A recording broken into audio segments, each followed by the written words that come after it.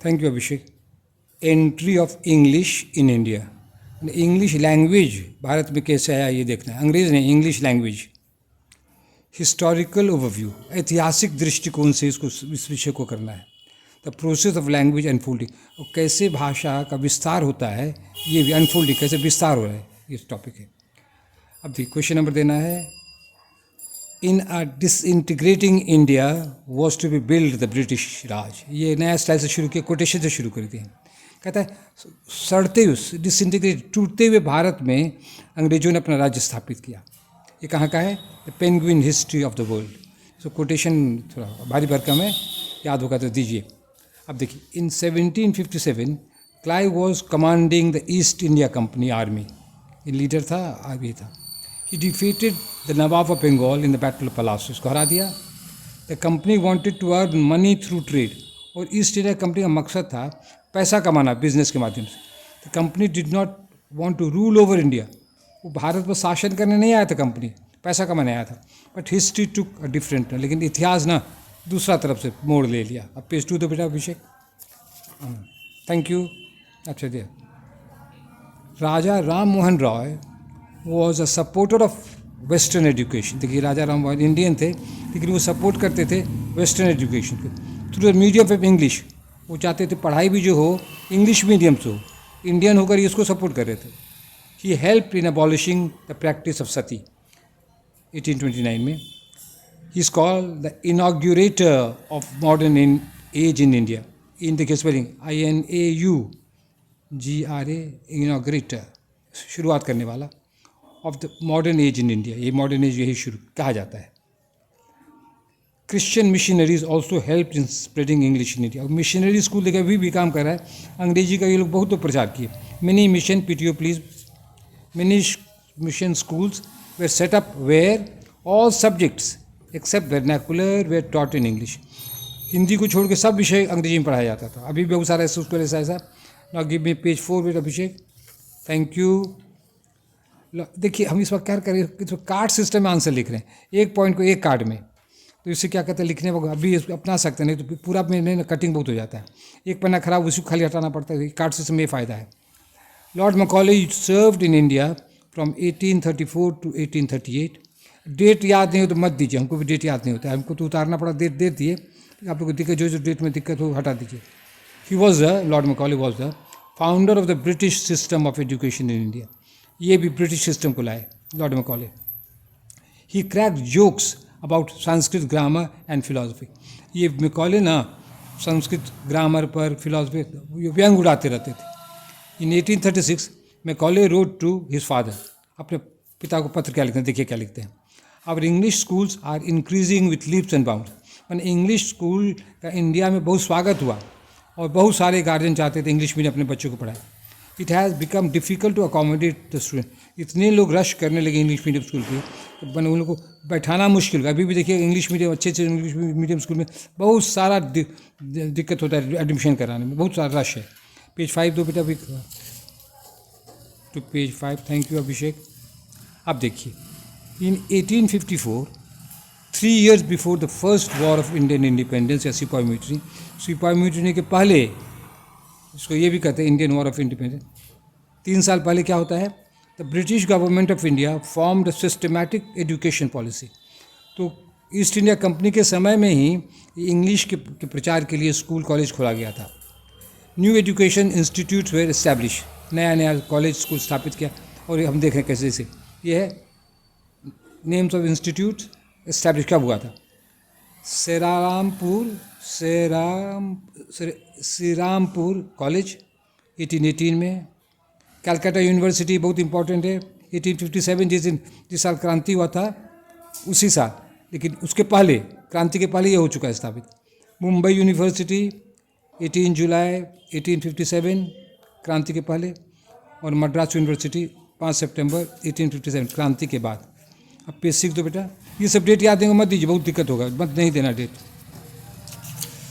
ये कौन दे दिए पेज? हाँ, अब देखिए क्या होता है। On May 10, 1857 started the first war of Indian independence. ये डेट ये तो याद चाहिए, करना चाहिए। 1857 मई 10 में है, स्टार्ट हुआ। सम कॉल दिस वॉर द सिपाही म्यूटनी, कुछ लोग उसको सिपाही म्यूटनी, सिपाही विद्रोह भी कहते हैं. Because of better organisation and gun power the Britishers won, अंग्रेज की जीत हो गई. A small number of British Englishman defeated a large number of Indian, हम लोग की संख्या बहुत अधिक थी, फिर भी कुछ ही कम अंग्रेज से भी हम लोग को हरा दिया. Indian mutiny damage the British confidence in India, तो अंग्रेज अब सचेत हो गए, जो भारत पे विश्वास करके बुद्धू है कुछ नहीं करता, उन लोग लगा हाँ ये भी लोग लड़ सकता है, तो ये लोग सचेत हो गए. फिर से Indian mutiny damaged the British confidence in India, उन लोग को थोड़ा हिल गया उनका शासन. The rule of the East India company ended, और इस क्रांति के बाद ईस्ट इंडिया कंपनी को ख़त्म कर दिया गया, अब उसको अबॉलिश कर दिया गया.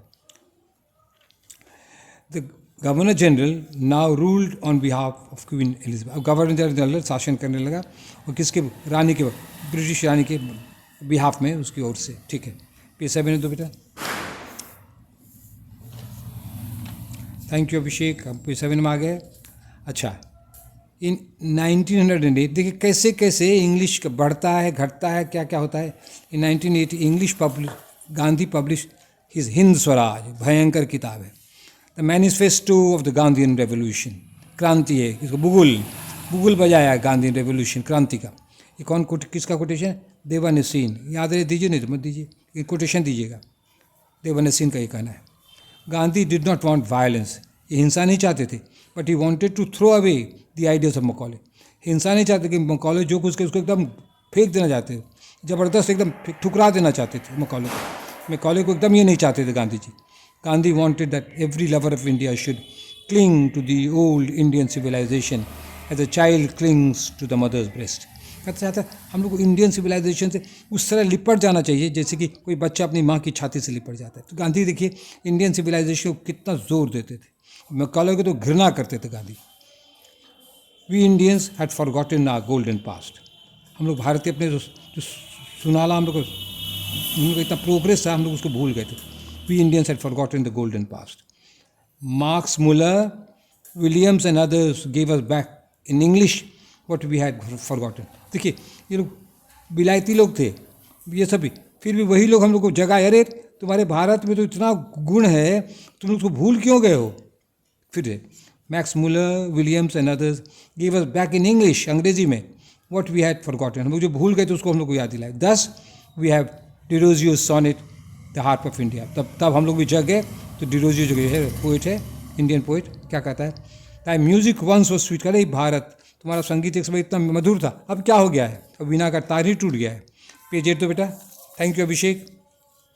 हाँ, the English education was an eye opener for India. ये जो है ना इंग्लिश एजुकेशन जब पढ़ने लगे तो हम लोग का आँख खुल गया, दिमाग खुल गया.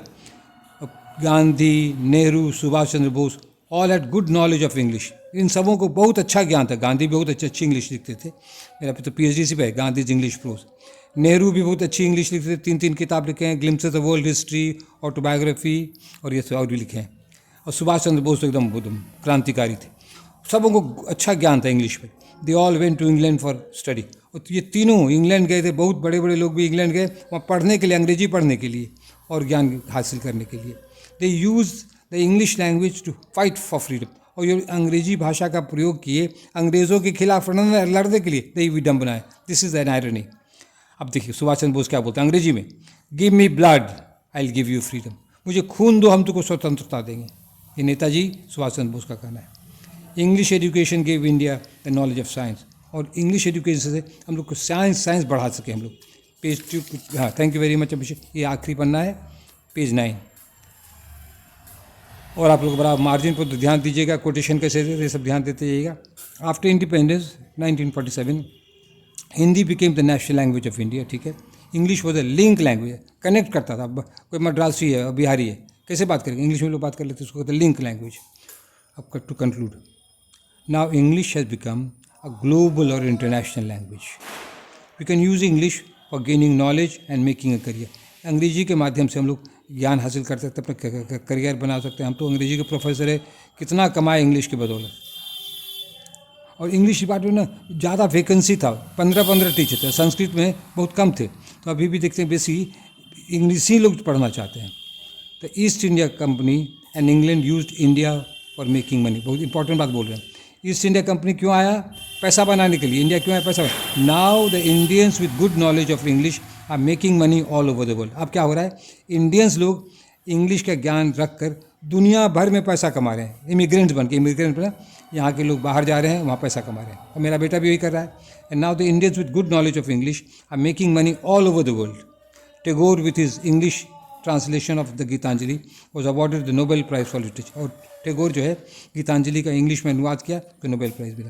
That's all. देखिए 495 वर्ड्स का है, 495 वर्ड्स का है और आपको आंसर लिखना है 500 शब्द में। तो ये सब आंसर थोड़ा बड़ा हो गया, लेकिन कितना आपको लिखना पड़ेगा इतना। That's all. Thank you Abhishek.